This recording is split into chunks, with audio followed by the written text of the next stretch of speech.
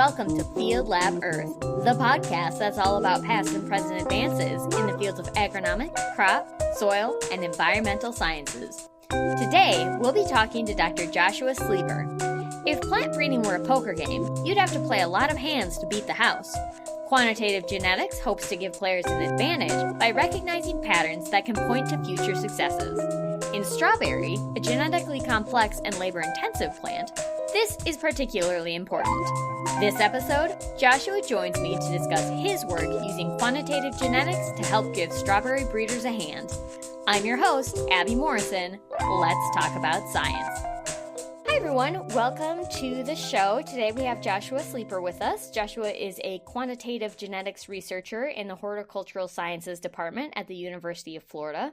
He has worked on the University of Florida strawberry breeding team since 2023, leading efforts to improve genomic selection capabilities and develop phenomics-aided breeding methods.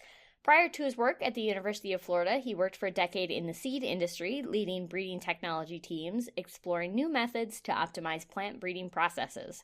A major focus of his research is developing high-throughput methods to improve genetic gain and bringing his industry experience to the University of Florida strawberry breeding program. Hello, Joshua. Welcome to the show. Hi, thanks for having me. Yeah, super happy to have you.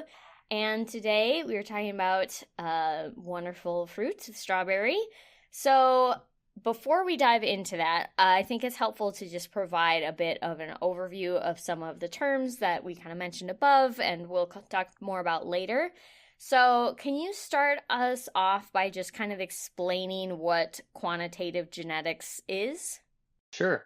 Yeah, so quantitative genetics is essentially a subdiscipline, right, of biology, of genetics, in which we try to model how traits, how genes, how genetics works, how it's inherited across many generations.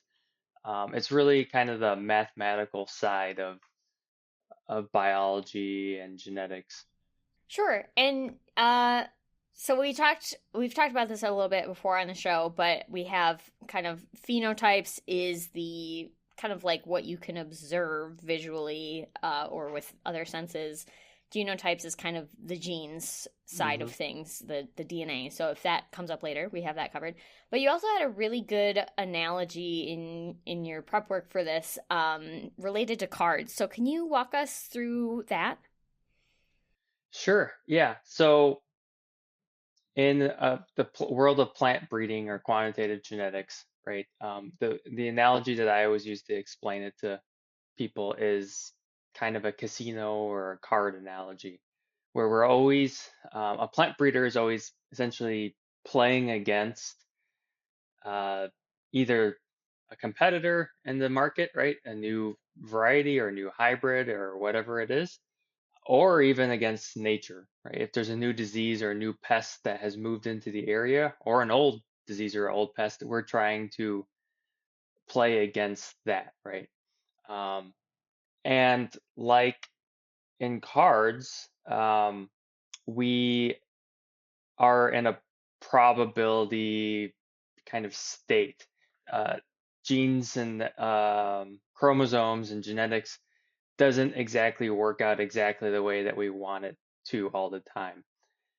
The difficulty for any breeder, so for you strawberry an example, instead of a 52 card deck, right, that you would be playing if you were play any type of card game, as the strawberry genome has 100,000 different genes. So you can think of each one of those genes as a different card. And these cards can even come in different sizes and shapes and combinations based on the DNA sequence. And each time you deal a new hand, that is your new strawberry variety. And you get a completely different assortment of cards or genes, just from a probability standpoint. And so anytime that a breeder makes a cross between this variety and that variety, the cards get shuffled up and they get dealt in a pretty random pattern in a way that doesn't exactly go. It might go the way you want, or it might not go the way you want at all. And so in some of those hands, you get really great tasting strawberries that might not yield or might not have any disease resistance or might not have any type of ability to ship. Um, or you get the opposite, right, where they're really vigorous, they're really resistant to disease, but the fruit tastes terrible, right? Um, and so really what we do is we play a lot of hands, like a lot more than people would think. So we play tens of thousands of hands every year. Um, and in seed industry, you would be playing millions of hands a year probably. Um, and so really what a breeder is doing is folding most of the time, right? 99.99% of our new varieties are thrown away within a calendar year. Um, so if we make 10,000 new varieties this spring, by the following spring we'll be down to just a couple hundred. But the numbers are generally even bigger than that. And so that's really what we're doing is we're just sifting through all of these cards, all these hands, and we're trying to pick out what is the best hand. Sure. Yeah, that's a fantastic analogy for this. I love that very much. So then strawberry is not, quite as common of a crop as maybe wheat or corn or soybean. So I was hoping that we could also just kind of talk a little bit about how strawberries are grown or bred. I know they're very labor intensive, as well as just some of kind of more the a little bit of the nitty gritty kind of definitions that might come up. Some of the ones I had on my list were inbred slash outbred, octoploid. We also mentioned clones. So just for people who, like me, are not super familiar with strawberry breeding, can you just tell us a little bit more about how that process works? Sure, yeah. So strawberries, unlike a row crop, are completely manually planted. They're manually, um, the runners are clipped, they're manually harvested. There is automation in the creating the beds and the irrigation and everything, and that is very modern and high scale, but there still is no automated planting and harvesting. There are some options out there, but generally the manual labor is still better. So it's a very labor intensive crop. For our breeding program, that is really the biggest um, bottleneck, right? Is labor and also the fact that we have to save all of these biological plants. So in a row crop, you could put 10,000 varieties of wheat or corn or soybean in little manila packets, stick them in a fridge in some warehouse in the Midwest, and you could save your entire breeding program for the cost of, I don't know, $500 or something. But for strawberries, we have to literally keep alive all of these plants because they're clonally propagated. So the seed we can't keep because it's always different. Strawberries don't breed true, which is the old kind of way of saying it. Um, they're outbred, so they are not fixed, their genes. And so any seed is going to be a different variety. So we have to keep that plant alive indefinitely. So if it's a really important parent or variety, it could be kept alive for hundreds of years, which then requires the labor and the land and the maintenance and all that kind of stuff.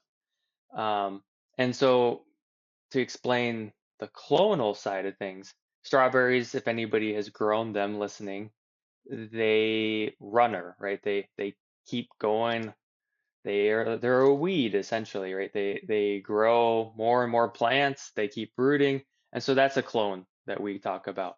Um, and so every year we have to clonally replicate those plants. So we would get 10 to 100 or 1,000 clones of this strawberry variety to test in all of our different trials for disease resistance or yield or flavor.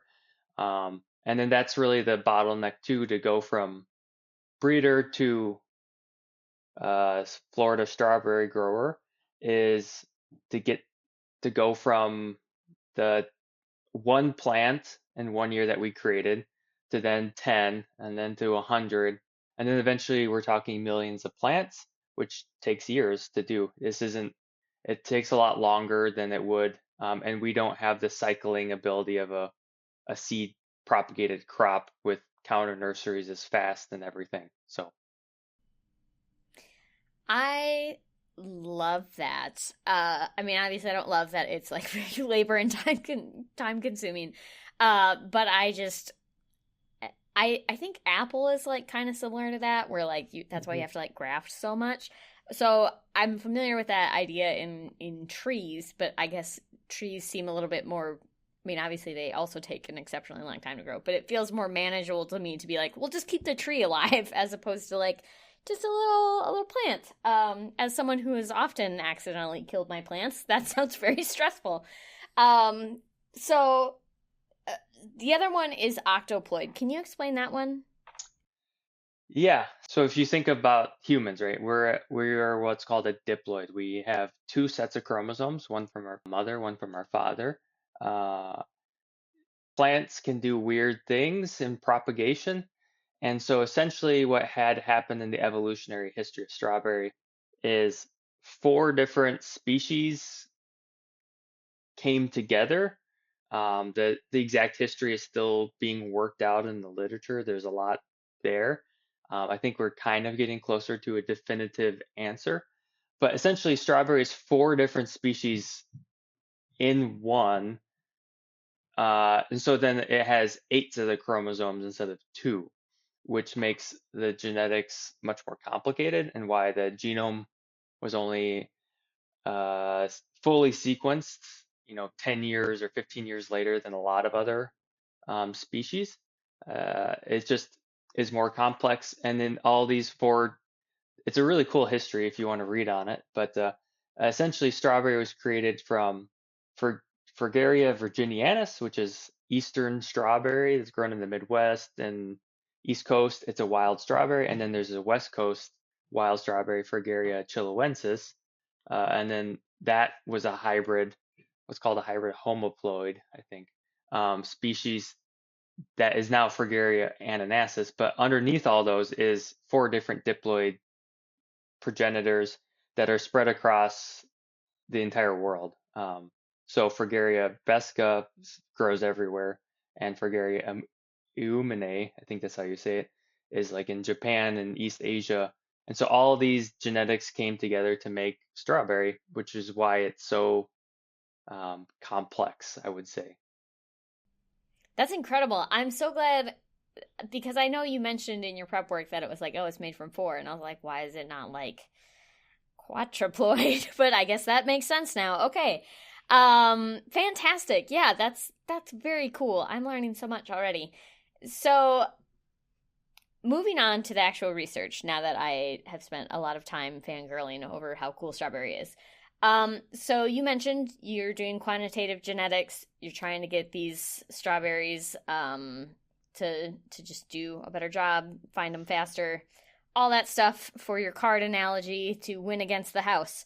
So, can you go over kind of what you were hoping to explore with this research and the specific goals you had with it as well?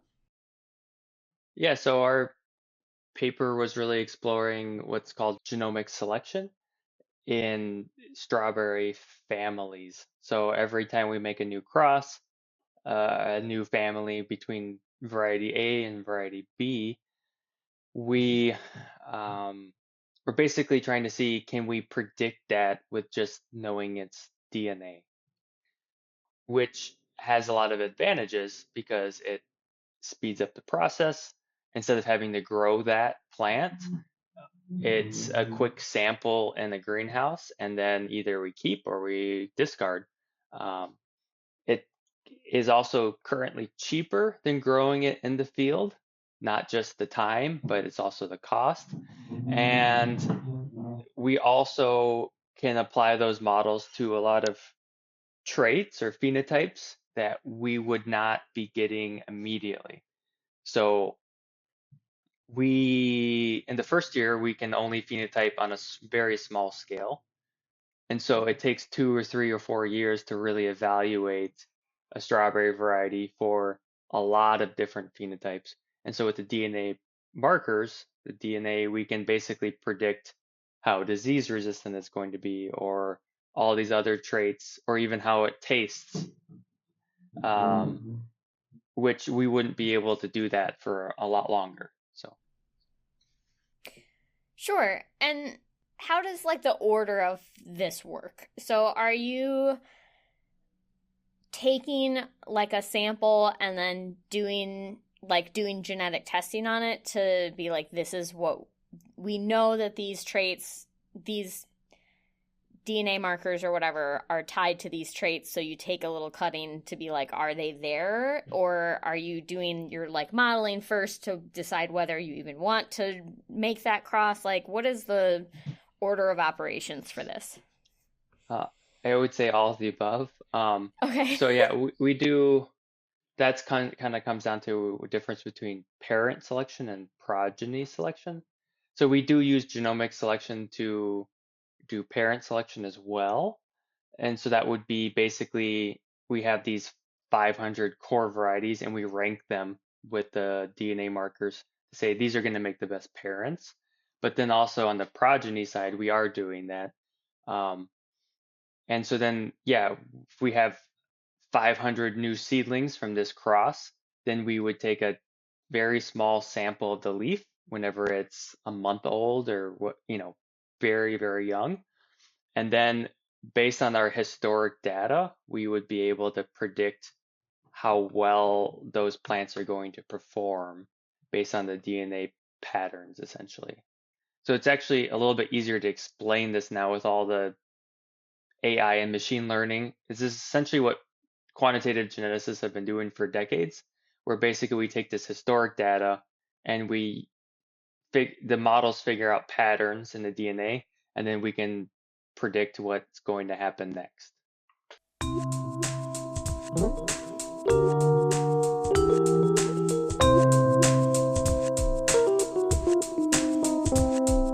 Hi, everyone. I hope you're enjoying the show. Interested in learning more?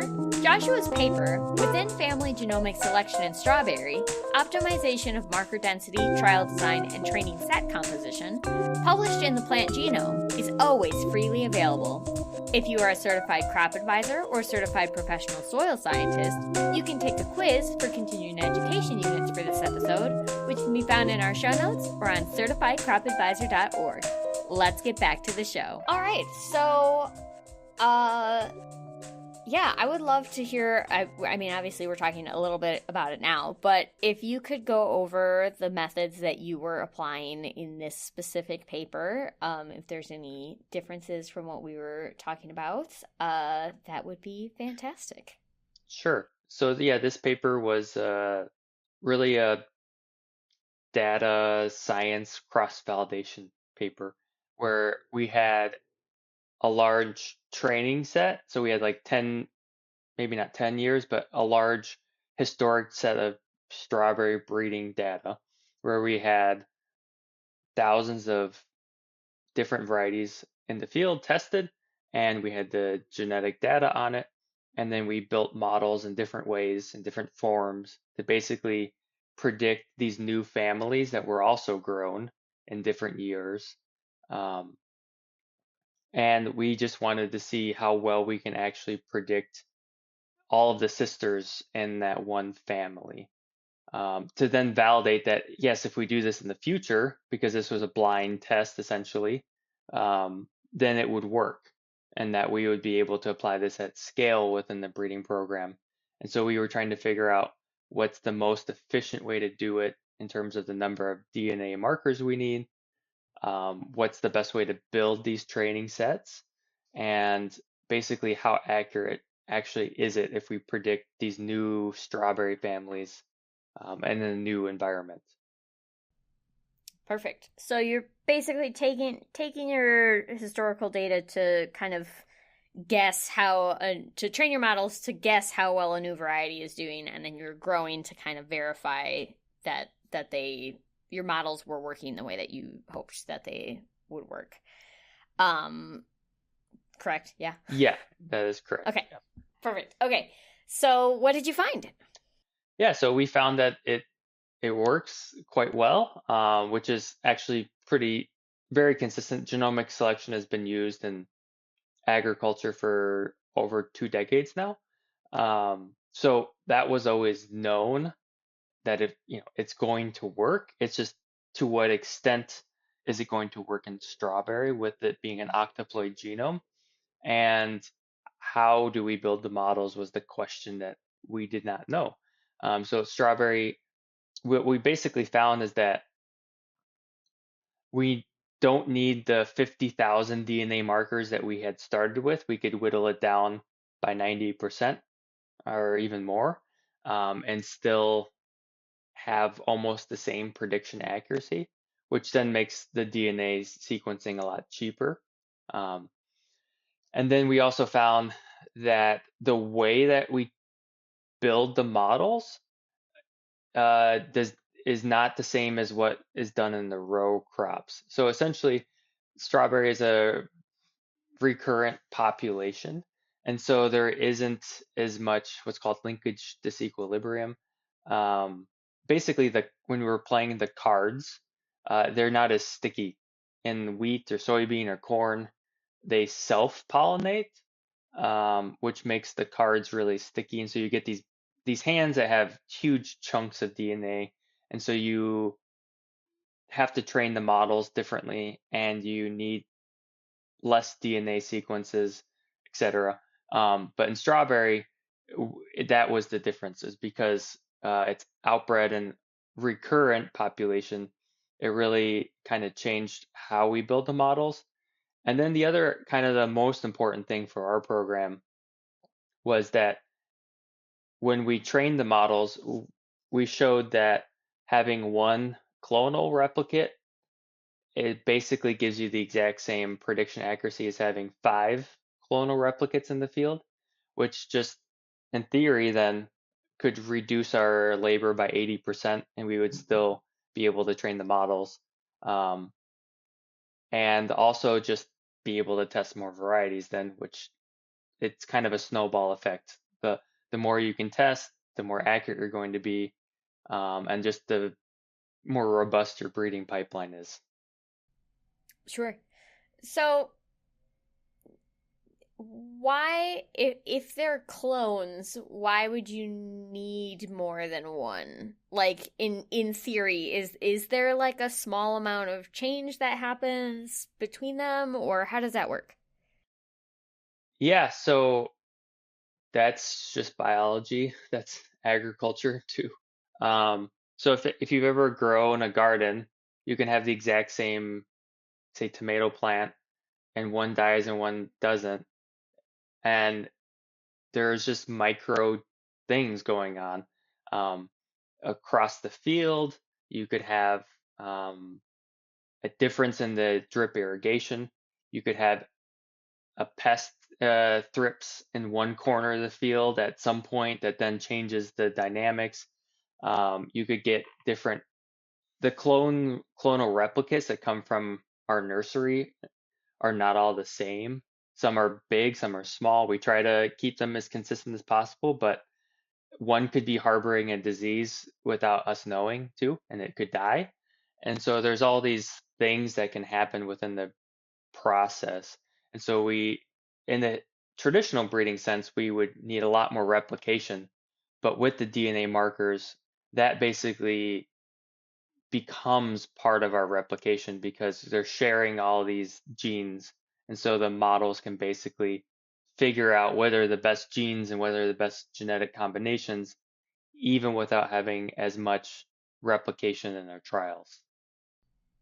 Sure. So is that then, I mean, so the replicates are not necessarily about the genetics. It's more like the phenotyping kind of element, or like the genomics by environment thing. Like that's kind of where it's Correct. getting into more. Okay. Yeah.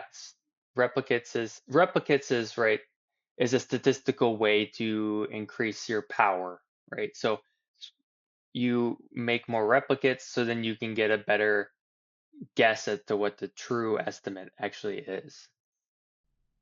Sure. Yeah, that makes a lot of sense. If you were growing a plant and you were like, this is the one representative of how well this plant performs, and then, a rabbit comes and bites it, like that's really not Hmm. going to give you an accurate representation of how well that plant could have done. So that makes a lot of sense. I'm really glad that we circled back to like the genotype by environment thing, because that's always, the nature versus nurture kind of thing, which is fantastic. Um, so obviously you've made great strides here in confirming that this kind of genomic selection can be made, making progress on how to build the best kinds of models, as well as reducing that labor for a very labor and time intensive crop. But there, as always, is more that can be done. So, what is on the horizon for future research?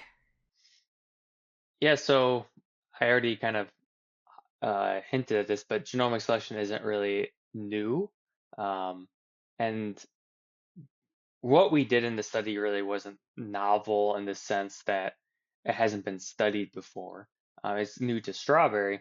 But what really is kind of the new, if you want to call it cutting edge, is really taking the genomic selection models and combining them with what's called phenomic data. It's really a catch-all term for massively phenotyping plants. So there's a lot more technology than there was 10 or 15 years ago. So instead of a good example would be a plant breeder, if they were interested in plant height, would go out, or a technician or whoever would go out and literally manually measure the plant height, right? With a ruler or a big pole if you're a corn breeder. Um, and then you write it down on a piece of paper, and then you have to go back to your office and you have to put that in Excel and then into your databases, and then you run your models. Now, what is becoming pretty much standard and becoming more and more uh, happening in all the crops and all the fields everywhere is we can now fly a drone over that field and be able to estimate that plant height and also capture a whole lot more information. So with the camera on the drone or a camera on a vehicle or however you mount the camera, these cameras can also take into account wavelengths or parts of the light spectrum that human eyes can't see. And that basically tells us a lot about the plant because plants are photosynthetic. And so they are interacting with the light in a very different way than we are. And so these different wavelengths can tell us how healthy the plant is and water uptake and nitrogen uptake and all of these things that literally, if you'd gone back 30 or 40 years ago, never could have been estimated at scale. But now in theory at least, and to some extent practice, we can do that. Um, a drone flight could take half an hour and get as much data as it could take a month of manual labor, right?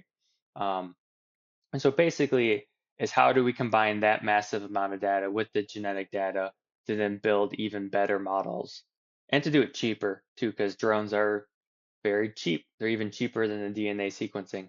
Um, and so it's really how do we put all those together to breed the next generation of plant varieties and hybrids for growers, right? Mm-hmm. Yeah, I know another area that you had mentioned for future research was flavor. So, can you talk about that a little bit too? Sure. Yeah. So I think this is really the passion of our lab is really trying to breed for better tasting strawberries again. Um, the Florida strawberries have always been, I think, had the breeding programs always had kind of an emphasis on trying to bring flavor into the forefront of the strawberry crop and really making the Florida strawberries different on the market. They tend to be juicier, they tend to be more flavorful.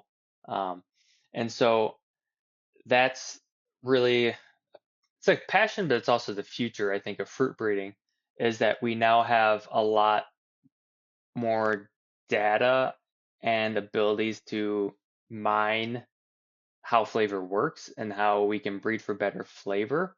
Um, so we can get what's called metabolites, which is basically just a bunch of little carbon variations, right, of different molecules. You can have lactones or esters or aldehydes without needing to know the chemistry. They all can have different impacts on the flavor, good or bad. Um, and essentially, we can get them in a much more high throughput method and then combine them with the DNA and combine them with other phenomic technology to, this is still a little bit more theoretical, but be able to then predict flavor at a much higher accuracy because flavor is very tricky. Um, it's subjective. It takes a lot of effort. So like when I'm walking the fields, I can taste 60, 70 varieties a day, which would be 100 to 150 strawberries a day, um, which that's not the scale that breeders and quantitative geneticists need because we need thousands. And so, and the environment too. Flavor fluctuates massively with what's going on in the weather. So sometimes when the strawberries taste terrible at the store, it has nothing to do with the breeder. It's just the fact that the weather is terrible where it's being grown. Um, and so really that's what we're trying to do is be able to figure out what strawberries will taste good and also which ones will be more stable across those environments and just not taste bad in those bad weeks, right? Sure. I feel very enriched by this conversation. I feel like I have expanded my knowledge of the world by like in ways that have just shifted my perspectives on things, which is fantastic. So thank you so much for just walking me through things that obviously anything genetics related is immensely complex, and especially so in strawberries. So thank you for that. I have 3 questions left for you. The first one is, if listeners want to learn more about any of the things that we've talked about today, where can they go? Um, yeah, so quantitative genetics is not the easiest topic to just jump into. Um, I think to give him a shout out would be my PhD advisor Rex Bernardo. He has some good YouTube videos where he loves to teach. That's really his passion is teaching quantitative genetics and plant breeding. He has a series of books. The first one I think is pretty accessible if you have at least a little scientific background, and it's much more digestible than the PhD level book. Um, I think that's a good place to start. I think also that could be fun is there's probably some resources out there, I didn't look them up, on the history of plant breeding and the stories of all these people doing it like 100 years ago without really knowing exactly how things worked, but they just collected these plants from around the world and they brought them back to the USDA germplasm repositories and they basically created the modern plant breeding um, system. Um, and then for strawberries, I mean, we're so the Florida Strawberry Growers Association is really our biggest supporter, right? As the University of Florida Strawberry Breeding Program and our biggest partner. And on their website, I think they have a lot kind of detailing the Florida strawberry industry. Um, and yeah, if you're eating people always ask me when is Florida strawberries, if that's a Florida strawberry, and if it's not basically between December and March, early March, it's not a Florida strawberry. But if it's domestic, between those times, it's probably a Florida strawberry. If it's not from Mexico, that's really our biggest competitor as imports during the winter. But Florida is the winter strawberry growing season. So I love that. Yeah, I kind of was wondering, like, how do I get my hands on some of these? They sound really good.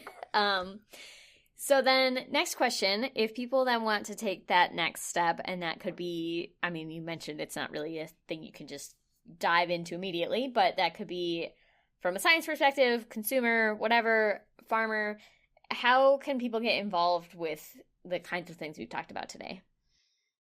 Yeah, I mean, it depends. I think if it's just a person who has no connection to agriculture, I would say just plant a garden, right? Get involved and actually understand where your food comes from, that it doesn't come from a shelf in a grocery store. Just so you can at least understand the process and the pipeline and actually how hard it is to grow food. Because if you've ever planted a garden, if you don't actually take care of it very well, it can go south very quickly. Um, as long as it's not zucchini, of course.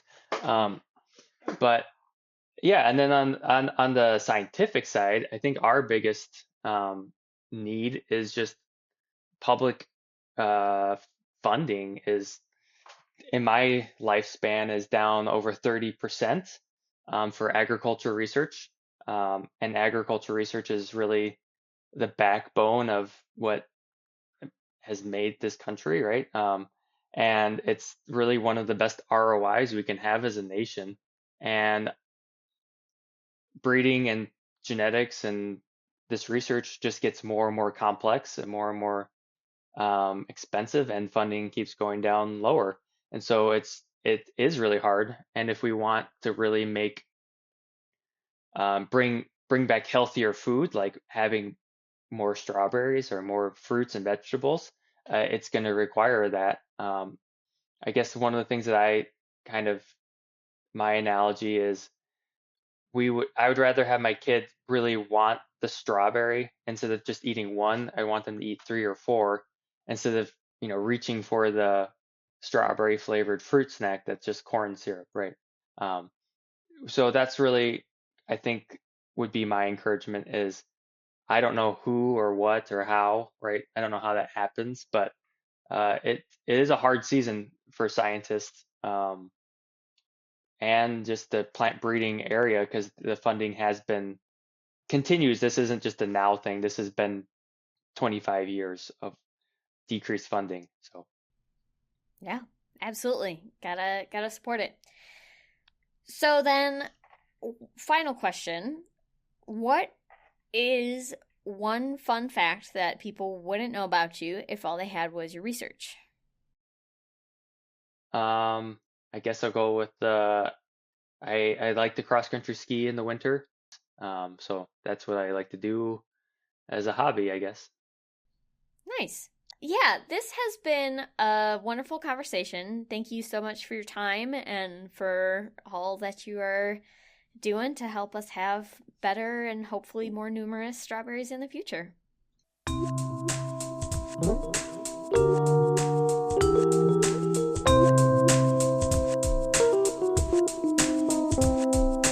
Thank you for listening to Field Lab Earth. More information can be found in the description below. Thank you.